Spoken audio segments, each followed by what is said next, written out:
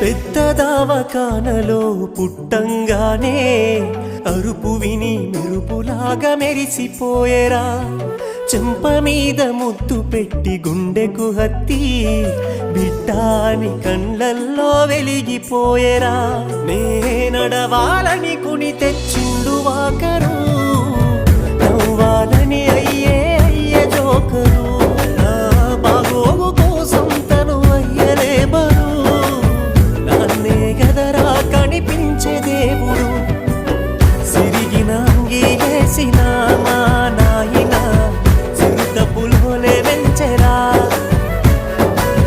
మైల పనే చేసిన మా